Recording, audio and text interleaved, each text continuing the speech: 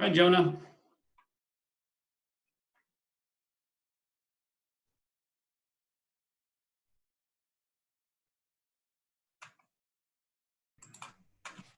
All right, we're going to get going. So in the room right now are the several of the folks that are part of the MAS degree program. So I'm the director of the program.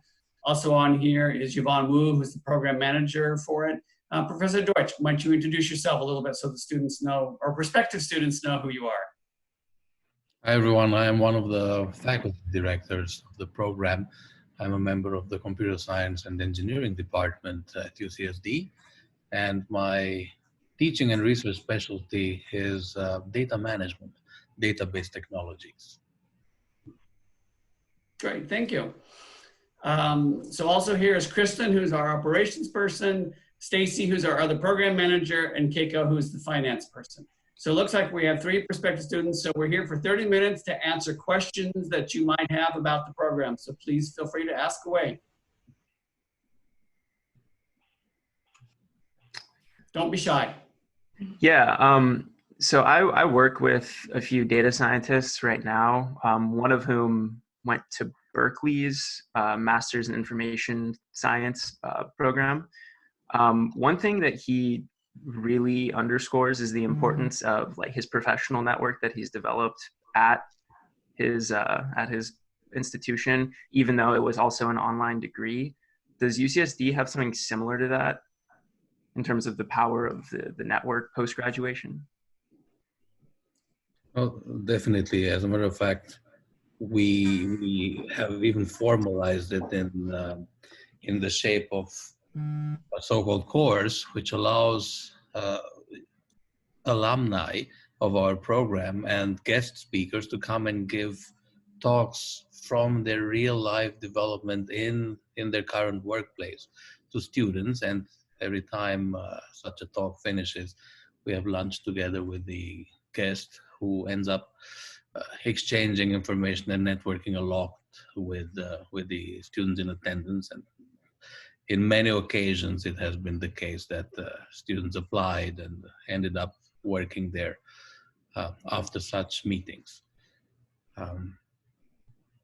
And yeah, because we're doing this in person, there's actually even more opportunity to have this kind of networking activities.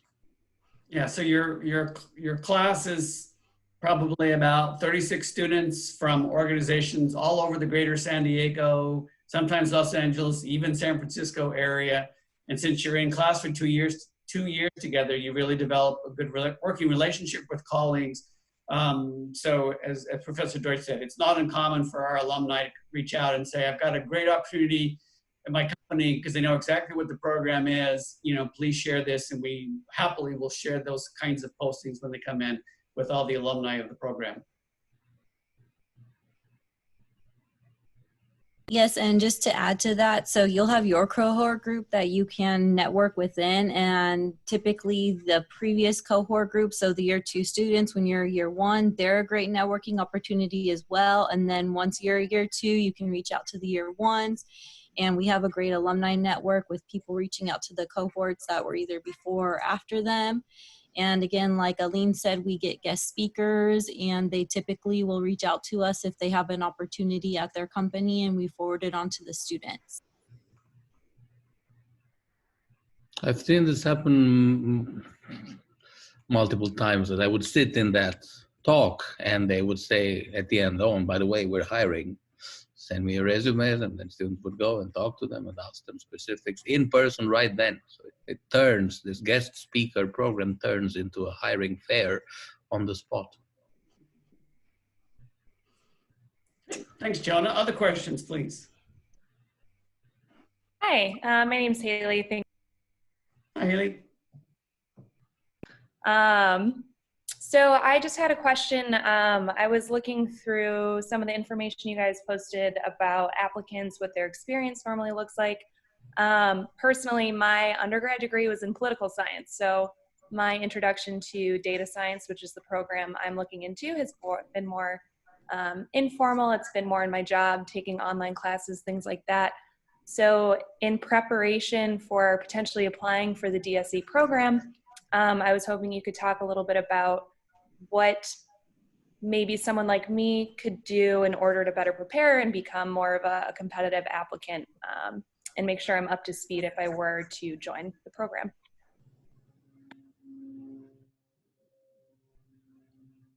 So it is always a question of what particular experiences you've had. You mentioned certain courses, certain probably extracurricular activities, maybe extension courses, or simply projects that you have already been working on in your workplace. Those are very good sources for gathering experience, and we certainly wanted to make sure that you describe such experiences in your application. You may have seen in the slide deck that we published the kind of, actually the exact list of questions that we ask in the application. One important thing to know is that we don't expect students to check all those boxes. We think it's going to be easiest for them if they have some exposure to at least 2 out of the large 3 themes of expertise that we have mentioned there, which are programming, some programming skills.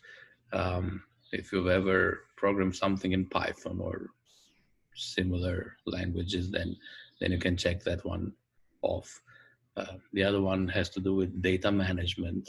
Have you ever had to pull data out of a database and display results based on filtering such data?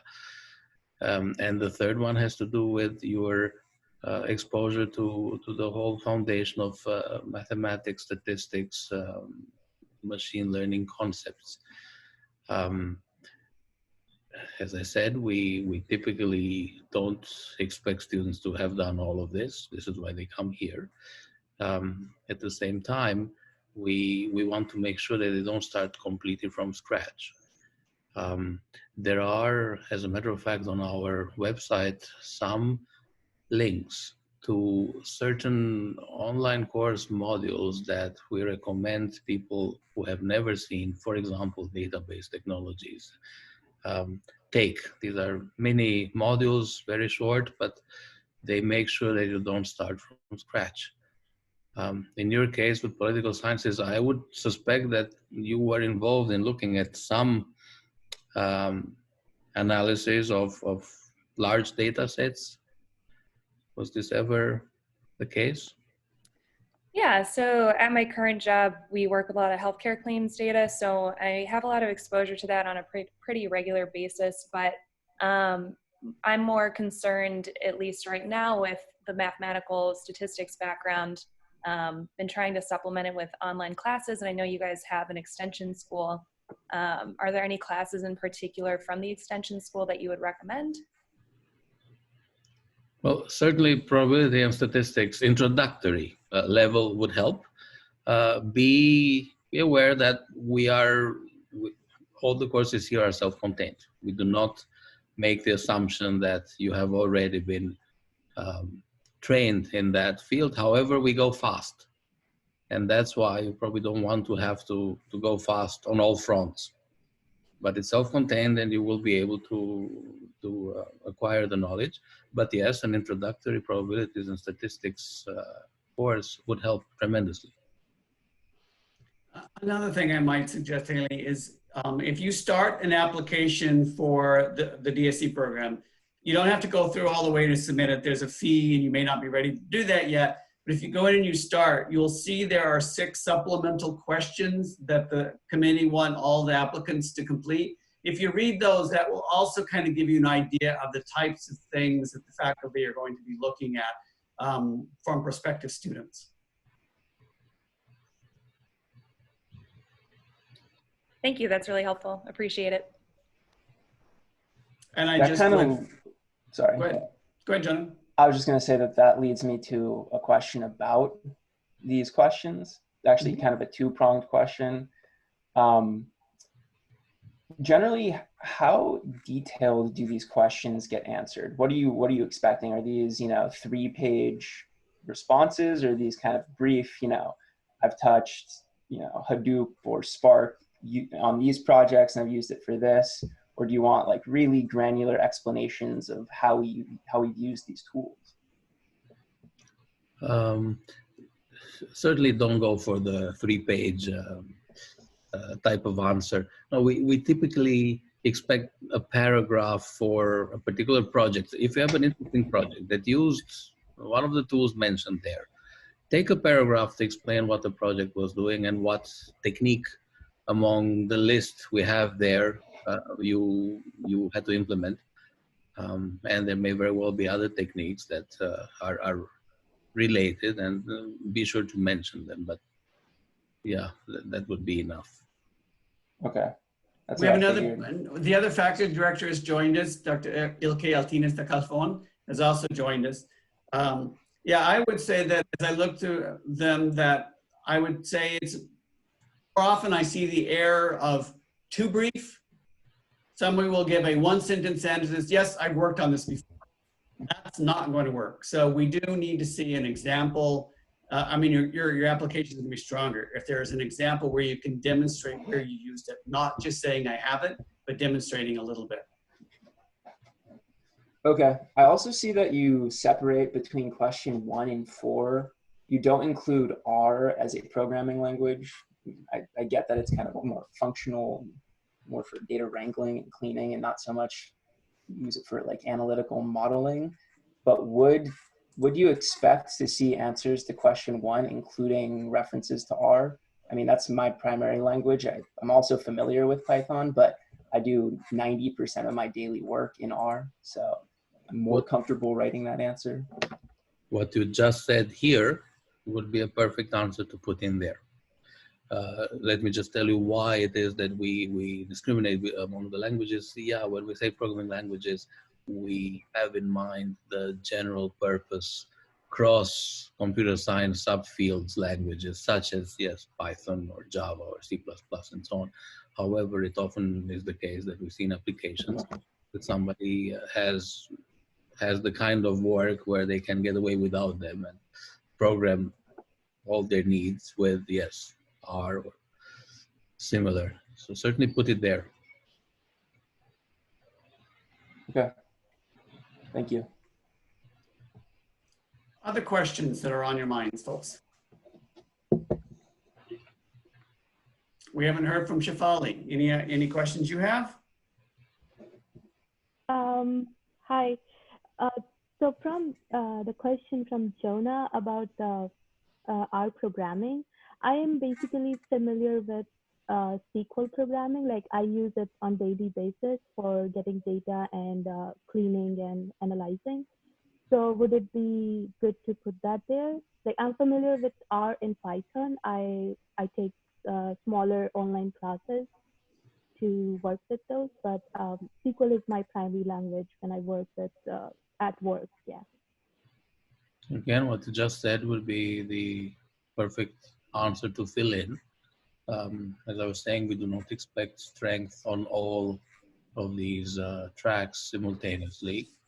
The fact that you're using SQL daily already gives a significant leg up. And if in addition you have taken some online courses to just get your feet wet with Python, please do not fail to mention that. Thank you so much. I do have a question regarding the early consideration. So if I do submit my application before 30th and I get a consideration after that, I should work more on that. So can I again resubmit that same application after modifying and updating? Can I resubmit it before 30th of June for the same year? Yvonne, do you want to answer that one? Yeah, once you submit your application, I don't believe you'd be able to go back and update it.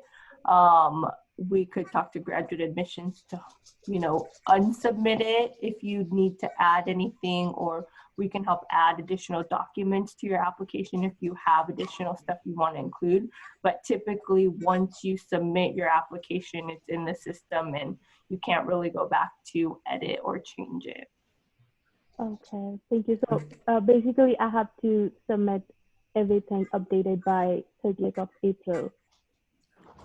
Yeah, so typically, so the early consideration, the reason that's there is some individuals are applying to more than one program, and perhaps the deadline for other programs are earlier than ours. So that early consideration is for us to help give somebody an indication whether or not we think the person's profile, experience, whether or not that looks like a typical student in our program, or conversely, it does not look like it would be, so the person has an idea that maybe I should go with the other program. But then on June 30th, we will review every single one of the applications at that point, and then the admissions committee will make their decisions at that point. But the April 30th is just to give you an idea whether or not we think you would look like a typical student in the profile of the student in the program. Does that make sense? Yeah, thank you so much. Hi, yeah, I have another question. Do you guys have any opportunities, or maybe there's some summer courses upcoming that you would recommend auditing or that are available for auditing? No, we don't. So the MAS program does not have. What I might suggest is looking at, there's a platform called edX, EDX. And so they have some online programs in the area of data science. We have some, UCSD has some there. I might look at those. They are probably some of the best platforms, online learning platforms that might help prepare you for some of the classes here at Jacobs.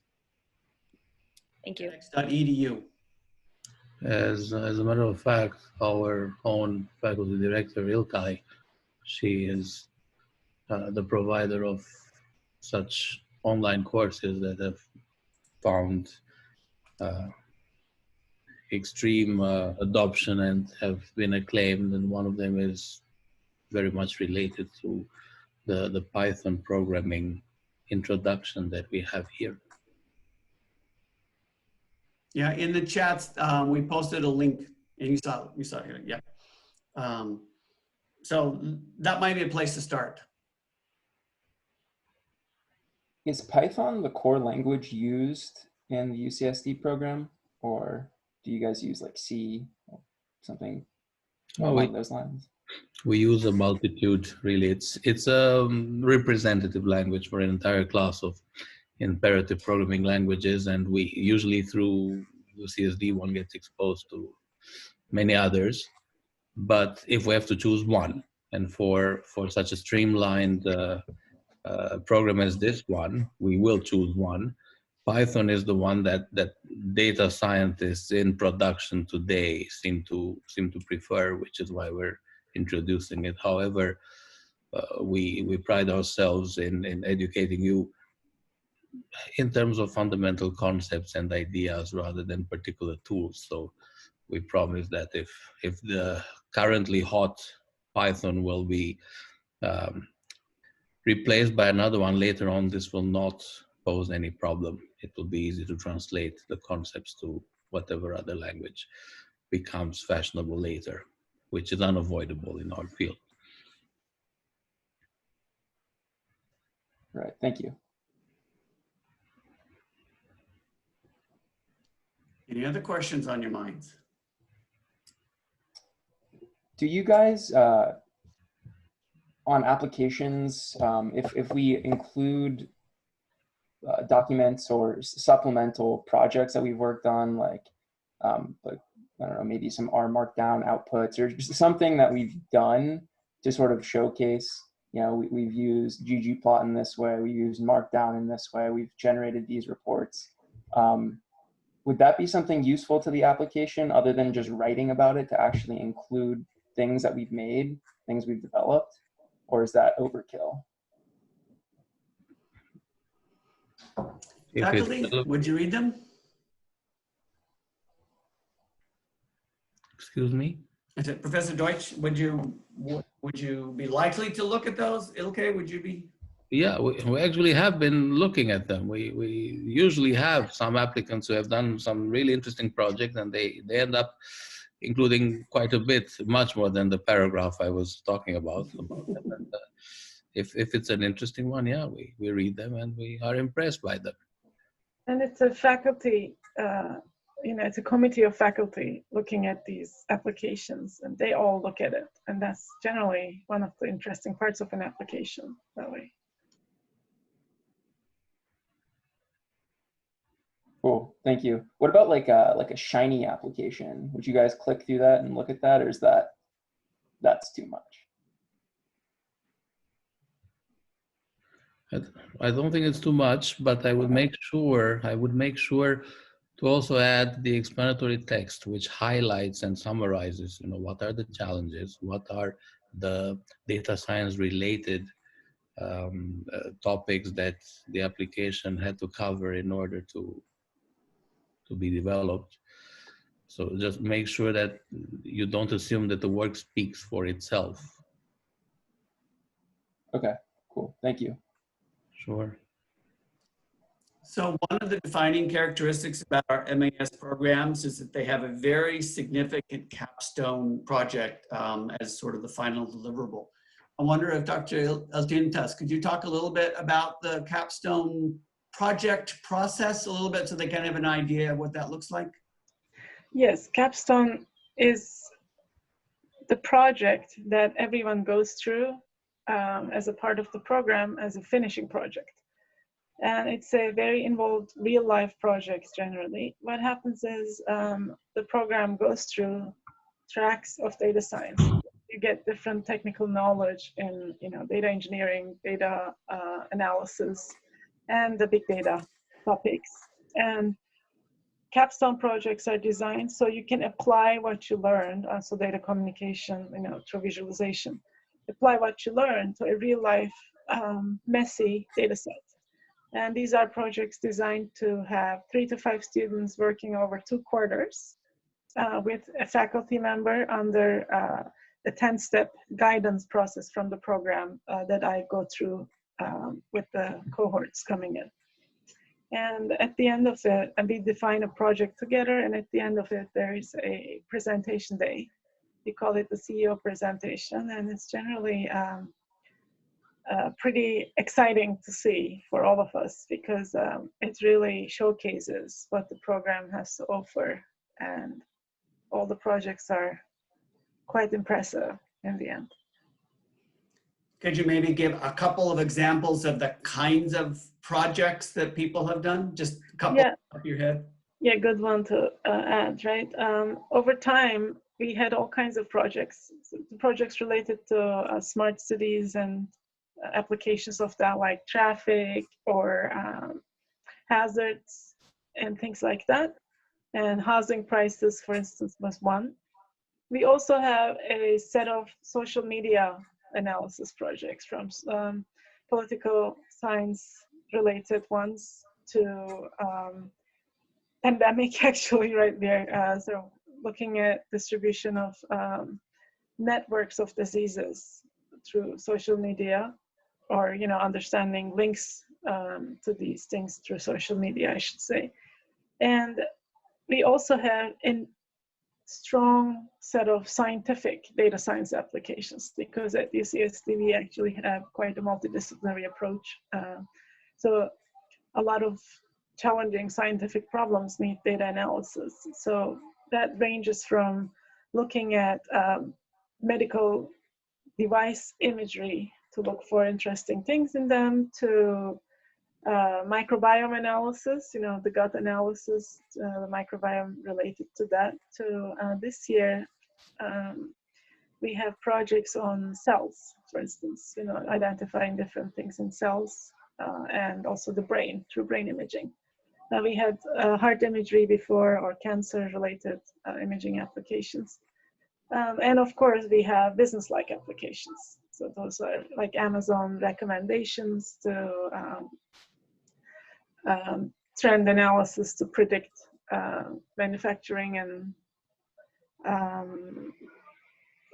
sort of inventory loads to even industrial IoT type of applications of understanding faults in industrial machinery and analysis of that over time as a time series analysis. So there are so many different options there, and we also like to engage with not just the faculty but the industry. So if you're coming from a company, for instance, we try to make it possible for you to work on a related data set, given that the results will be kept open and will enable others also to be able to work on these type of applications in the future. So we had some examples of that in the past as well, that the groups were advised by someone from the related company and a faculty member in our program.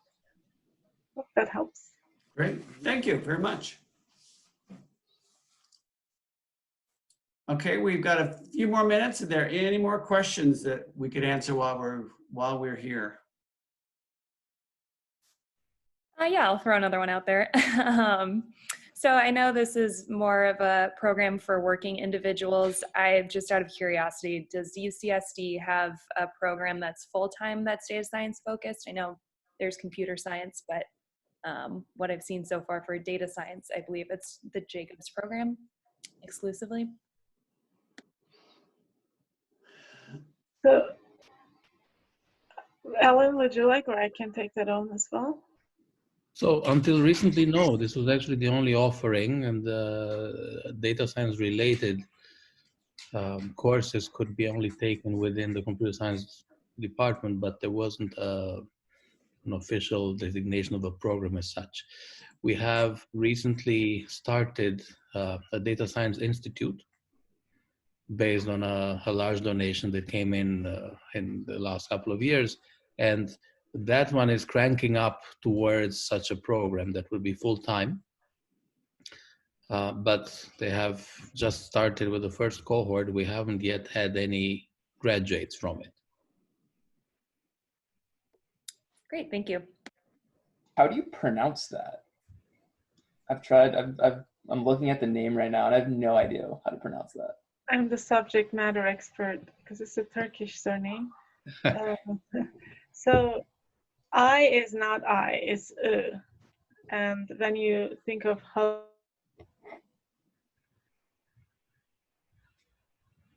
Oh, you froze. Okay, so it wasn't just me. so you don't pronounce the G, so Olu, and C is a J, so halıcı, Olu. Oh my gosh. But the point to mention here is that regardless how we pronounce, this is the name of a UCSD computer science alumnus who was one of the first hires at Facebook and is now in a position to basically sponsor entire centers. He also teaches for CSC at the same time, DevOps classes. So very interesting individual. And if you're really curious, there's a YouTube video on how to pronounce the name. And because many people have difficulty, we just call it the HDSI, which is the abbreviation for the whole name of the institute.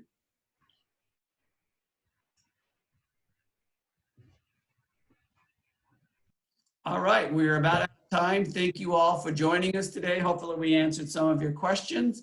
And we are still here available. So Yvonne or I are available if you want to reach out and you have more questions or you're having trouble with the application process, please feel free to reach out and we'll continue to help you through the process. Thank you very much. Appreciate your time. And thank you for our faculty for joining us today. Appreciate it. Thank you. Thank you. For setting it up. Thank you for coming and asking us the questions. Stay safe. Looking forward to your applications. Thank you, professors. Thank you, Jonah. Thank you, Haley. Thank you, Shafali. Thanks. Have a good one, everybody. Thanks. You too. Bye. Bye. Bye.